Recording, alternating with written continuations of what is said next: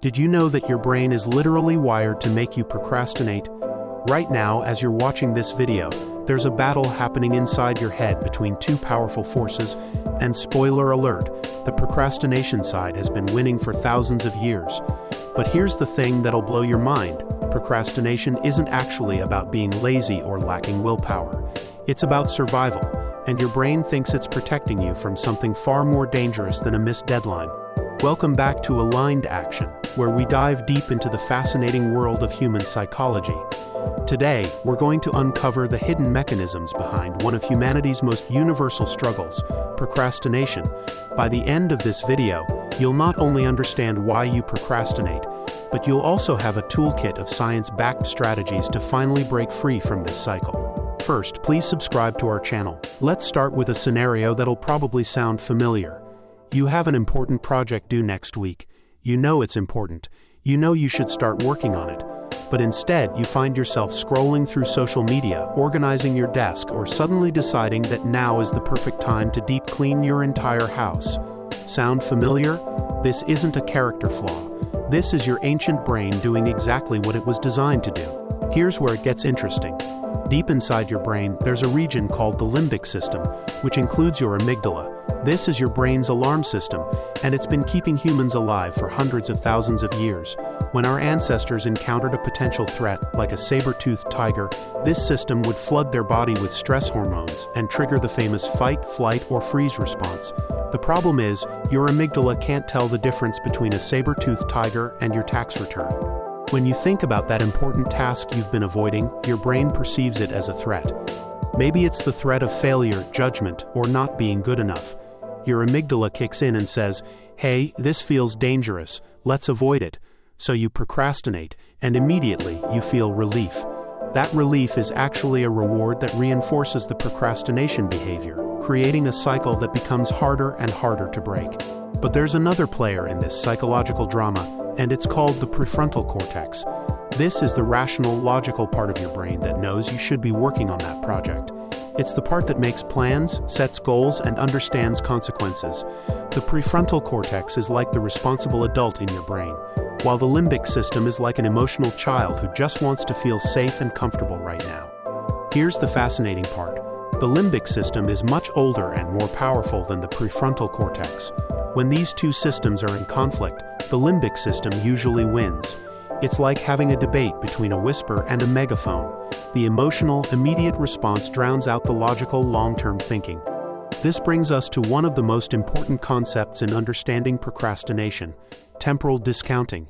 Your brain values immediate rewards much more highly than future rewards, even when the future rewards are objectively better. This isn't a bug in your mental programming, it's a feature. Our ancestors who prioritized immediate survival over long-term planning were more likely to live long enough to pass on their genes. Now you might be thinking, okay, but some people seem to procrastinate way more than others. What's up with that? Great question.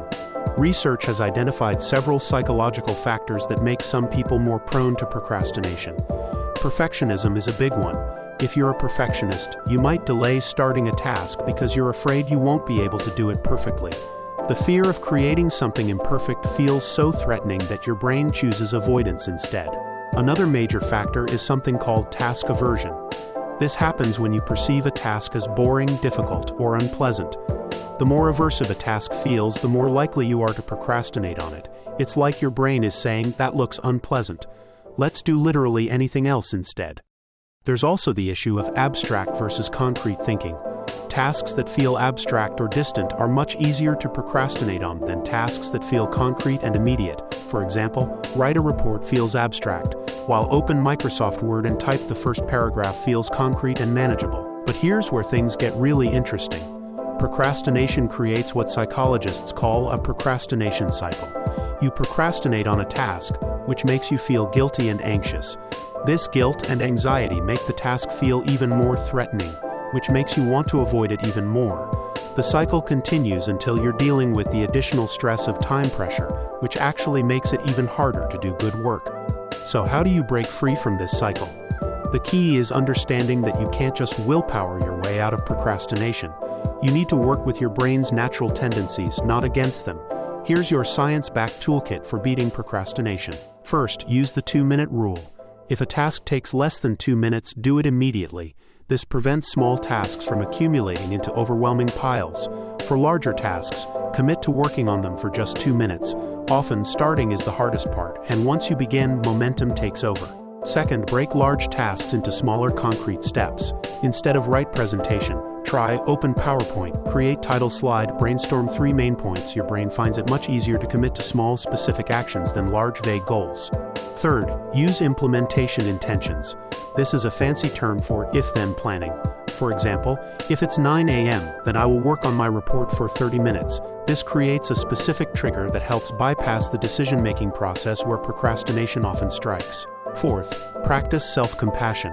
When you do procrastinate, don't beat yourself up. Self-criticism actually makes procrastination worse by increasing the negative emotions associated with the task. Instead, acknowledge that procrastination is a normal human tendency and gently redirect yourself back to the task.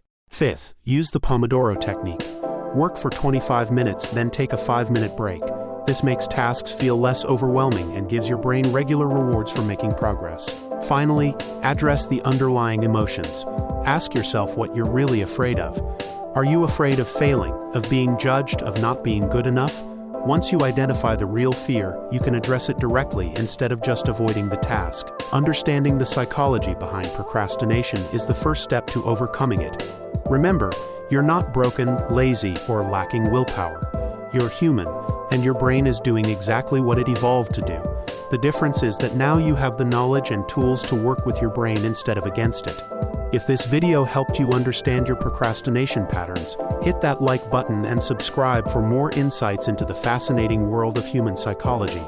What's one task you've been procrastinating on? Let me know in the comments, and remember, the best time to start is now. If you found value in this video, subscribe to our channel.